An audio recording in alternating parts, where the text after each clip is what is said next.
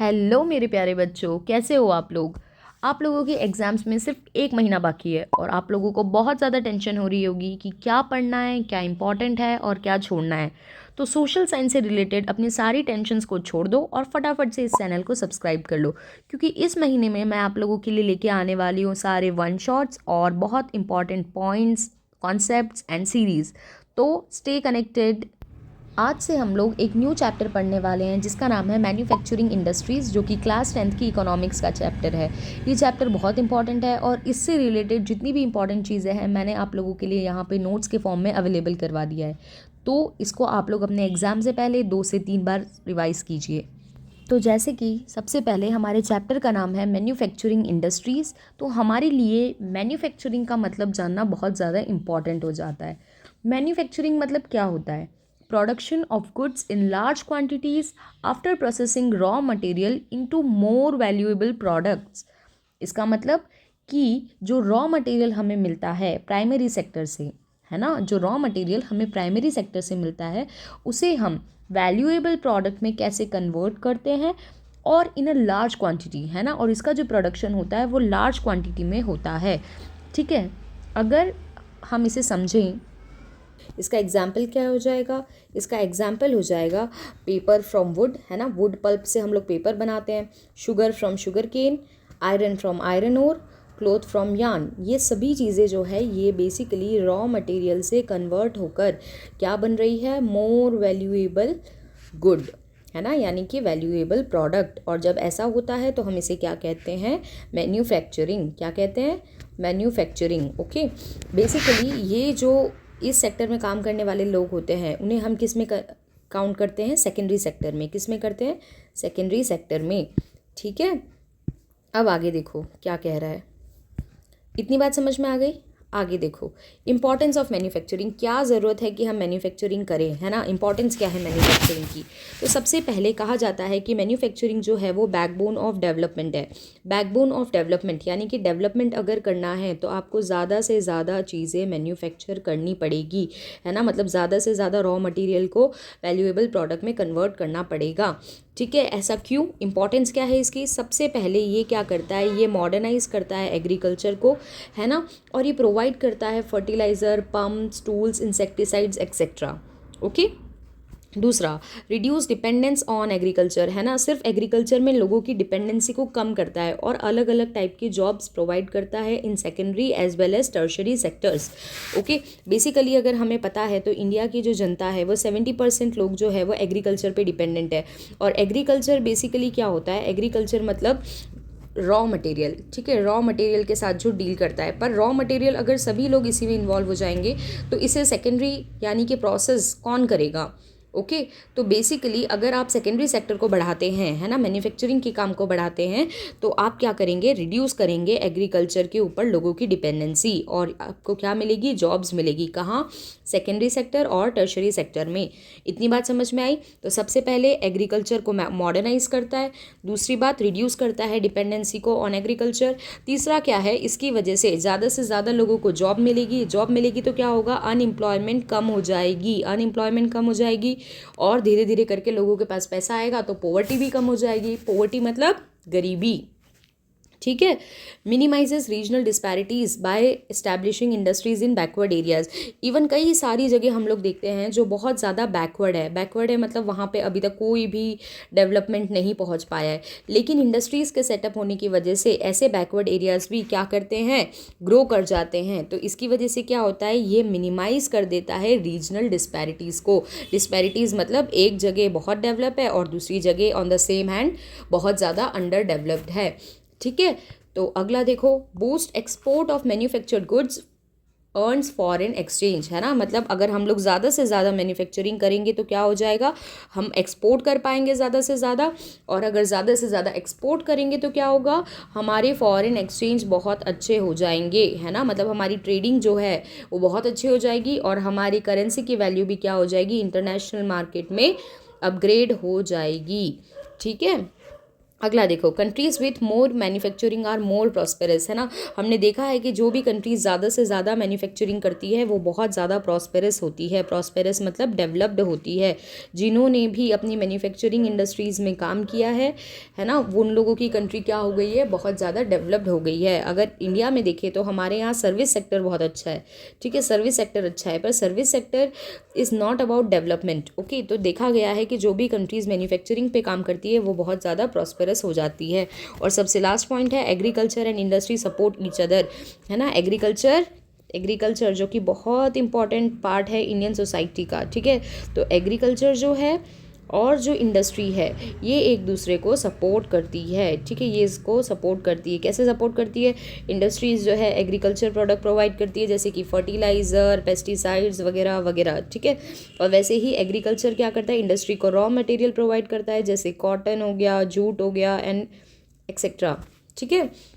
तो यहाँ पे हम लोगों को समझ में आ गए 7 इंपॉर्टेंट पॉइंट्स ऑफ मैन्युफैक्चरिंग, है ना। मैन्युफैक्चरिंग करने की क्यों ज़रूरत है, इस बारे में 7 पॉइंट्स हम लोगों ने पढ़ लिए, ठीक है। अब आगे देखो, अब है क्लासिफिकेशन ऑफ इंडस्ट्रीज़ का क्लासिफिकेशन कैसे होता है, ठीक है। तो सबसे पहले इंडस्ट्रीज़ को क्लासीफाई किया जाता है on the basis of raw material. वो रॉ मटेरियल क्या यूज़ कर रहे हैं इस बेसिस पे।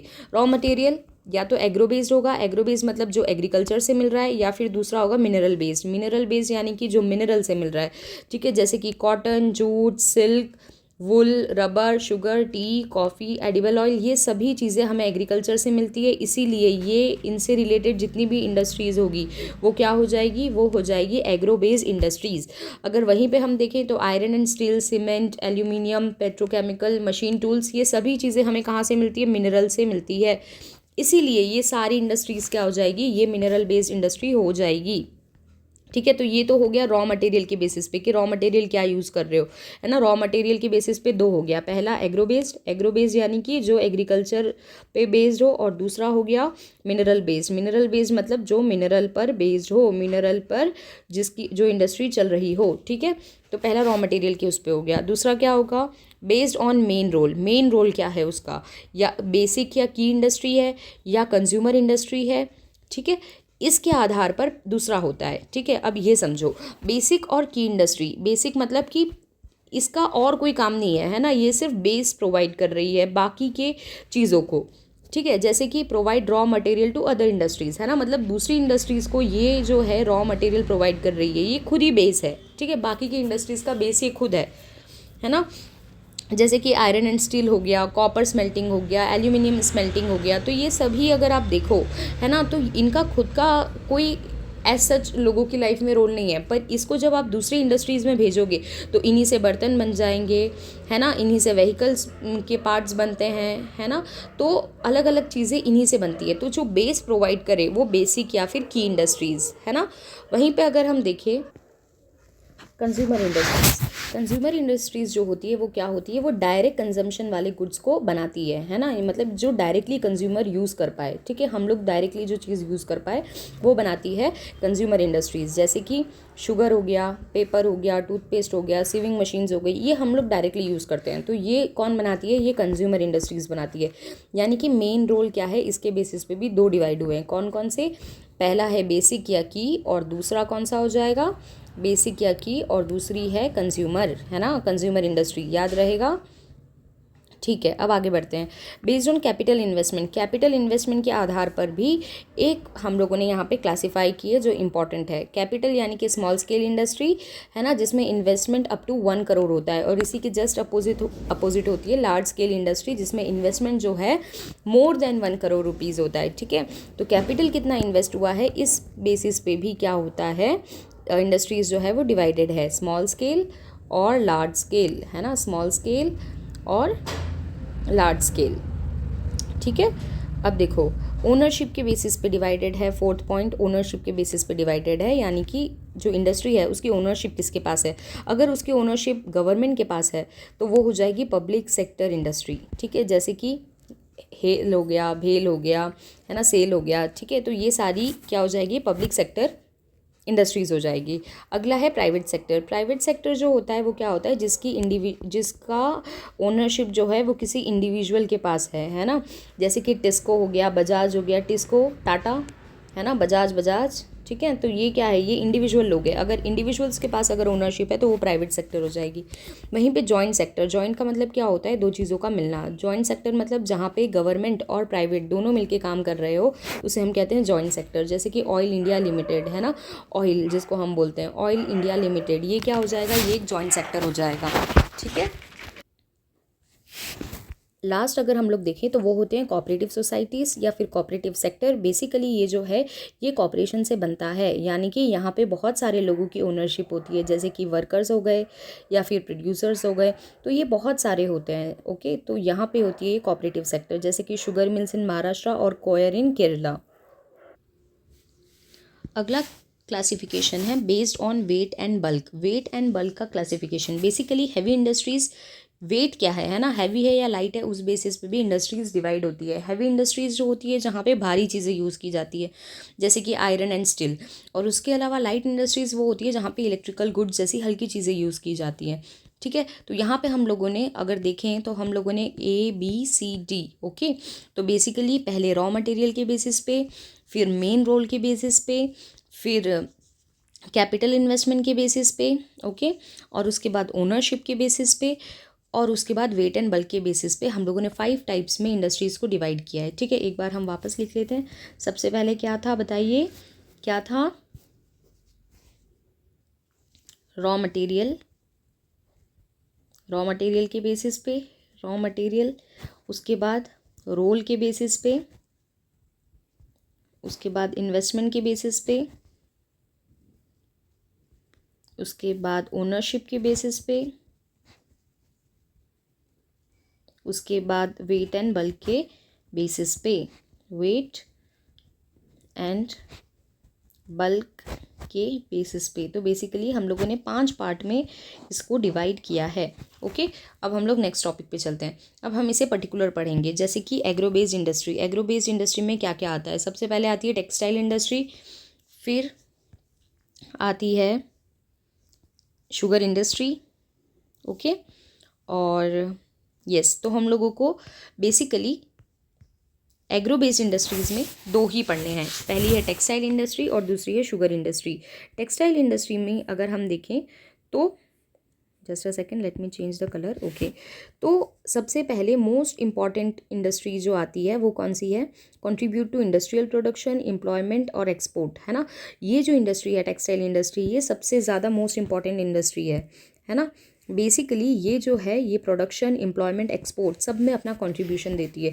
Only industry self reliant from raw material to final product, है ना। ये एक ऐसी इंडस्ट्री है जो पूरी तरीके से सेल्फ रिलायंट है। सेल्फ रिलायंट है मतलब खुद ही रॉ मटेरियल बनाती है, खुद ही उसको प्रोसेस करती है और खुद ही उसको फाइनल गुड में कन्वर्ट करती है।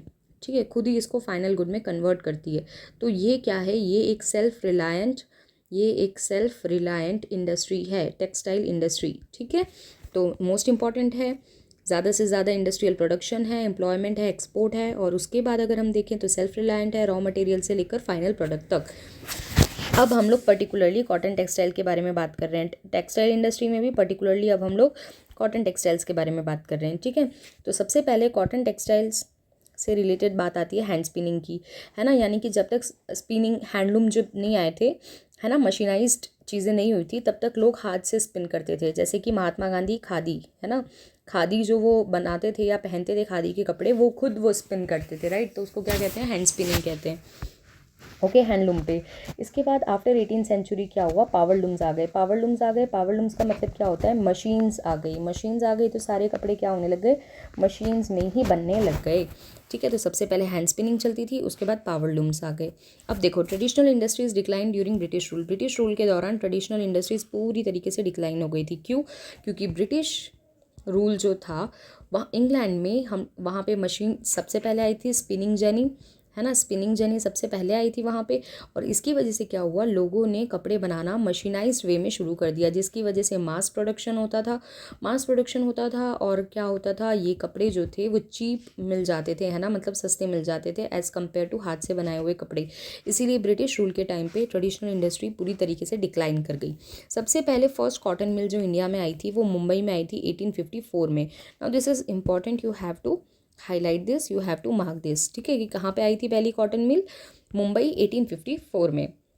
अब देखो अर्ली कॉन्सेंट्रेशन जो कॉटन मिल का था वो कहाँ था, महाराष्ट्र और गुजरात में, ठीक है। आज भी अगर हम देखें तो महाराष्ट्र और गुजरात में काफ़ी पुरानी कॉटन मिल्स आप लोगों को मिल जाएगी।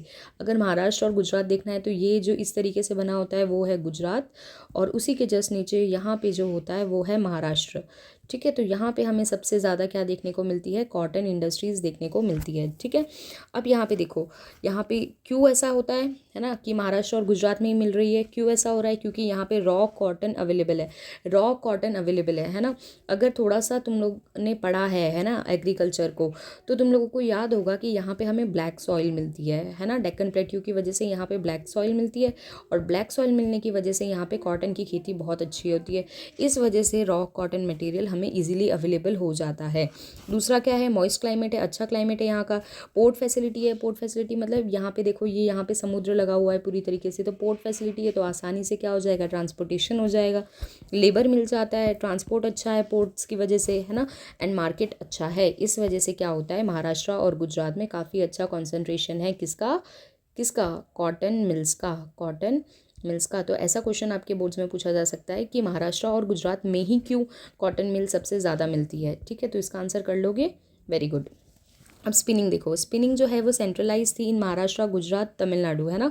स्पिनिंग जो है वो सबसे ज़्यादा कहाँ पे होती है, महाराष्ट्र, गुजरात और तमिलनाडु में। वहीं पे वीविंग है ना, मतलब वो धागे बनने के बाद जब वीव करते हैं हम, ठीक है, तो वो जो है वो सबसे ज़्यादा कहाँ पे है, वो डिसेंट्रलाइज्ड है ना, मतलब कि हैंडलूम से भी होता है, पावरलूम से भी होता है, अकॉर्डिंग टू नीड, ठीक है। जैसे कि ज़ारी और एम्ब्रॉयडरी जो है वो हाथ से भी एम्ब्रॉयडरी होती है और मशीन से भी होती है, ठीक है। अगर हम देखें तो India has world class spinning, हमारे यहाँ पे वर्ल्ड क्लास स्पिनिंग होती है, but weaving is of low quality, है ना। स्पिनिंग हम लोग अच्छी कर लेते हैं पर वीविंग इतनी अच्छे से हम नहीं कर पाते हैं, ठीक है। अब हम लोग जूट टेक्सटाइल्स की बात करेंगे। यहाँ पे कॉटन टेक्सटाइल खत्म होती है, अगली है जूट टेक्सटाइल्स, ठीक है। जूट टेक्सटाइल्स क्या होती है, देखो इंडिया, सबसे इंपॉर्टेंट बात है कि इंडिया जो है इसका लार्जेस्ट प्रोड्यूसर है of raw jute, second in exports after Bangladesh. Bangladesh के बाद हम लोग सेकेंड नंबर पे इसको एक्सपोर्ट करते हैं, मतलब सबसे ज़्यादा कौन करता है, फर्स्ट नंबर पे कौन करता है, बांग्लादेश, और सेकेंड नंबर पे कौन करता है, इंडिया, ठीक है। और सबसे ज़्यादा रॉ मटेरियल हमारे यहाँ पे ही है जूट, ठीक है। अगला देखो, mills mainly in West Bengal along Hooghly river, West Bengal में हुगली रिवर है, उसके अलॉन्ग आपको इसके मिल्स मिल जाएंगे, ठीक है। इसीलिए तो बांग्लादेश में सबसे ज़्यादा है, क्योंकि देखो वेस्ट बंगाल, अगेन मैप थोड़ा सा रिवाइज करो तो यहाँ पे वेस्ट बंगाल है और इसी के जस्ट नीचे बांग्लादेश है। तो बांग्लादेश अगर नंबर 1 पे है तो डेफिनेटली वेस्ट बंगाल इंडिया का जो होगा यहाँ पे भी ज़्यादा आपको मिलेगा, ठीक है। You can connect from here.